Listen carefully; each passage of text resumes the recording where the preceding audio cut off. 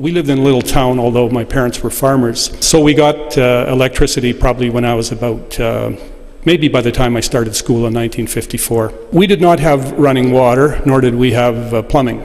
We got our water from wells that would be on people's property, and you'd go there and you'd pump the old pump, and then the water would come up, and I'd have 2 pails. That was my job. I'd have to go and get water whenever we needed it. There was in our community a lot of drinking, actually, and a lot of alcoholism. Most people smoked, most adults, almost all adult men smoked, quite a few women smoked, and kids started smoking at a pretty early age, boys particularly. There was certainly a certain amount of mental illness, and there really was no resource in the community to deal with it other than an important one, which was families taking care of their own. We did not have fresh vegetables in winter other than ones that had been stored away, like potatoes and carrots, which would get stored in sand in the basement. But our mothers did a lot of what they called canning. I guess you'd call it preserving.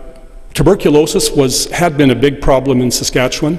A lot of people got it, and a lot of people died from it. But by the time I was growing up, there was still some of it, but not a lot.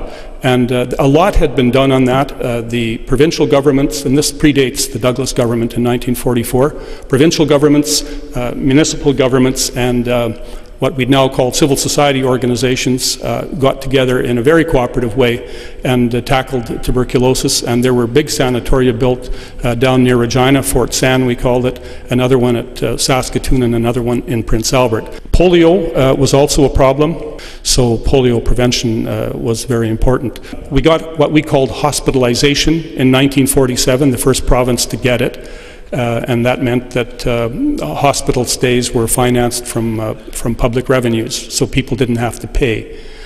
And of course we got Medicare in 1962, where visits to the doctor were publicly insured and we did not have to pay. Just a couple things about that. My mother developed multiple sclerosis in the 1950s. It took quite a while to diagnose what it was. She and my father were desperate to find out what was wrong with her. And they went to doctors a lot for a period of years. And I remember my father telling me that there were years when we spent more there than we made on the farm. And I also remember as a child how frightened I would be when we'd get these letters or phone calls from collection agencies on behalf of doctors wanting their money. So that was the lead up to Medicare. I was from a mainly Catholic community, and the Catholics were not supportive at all of the CCF, and a lot of that had to do with the bishops and the statements they made about the CCF. They did not in any way distinguish them from Marxists or communists, so that made it very difficult. And so in our community there was not a lot of support for the CCF, yet it was the CCF introducing Medicare. And my father, who was a rather quiet man, I remember him coming home from a meeting in the town hall and talking to my mother, saying there'd been this discussion about it, and people were saying it was communism, and the next thing they'd come and take our land away. And he got up and said he didn't see what was communistic about his wife not having to pay out of her pocket or their pocket when she went to the doctor for much needed care. So that was a bit of the that's a bit of the context in which Tommy Douglas and his government went to work.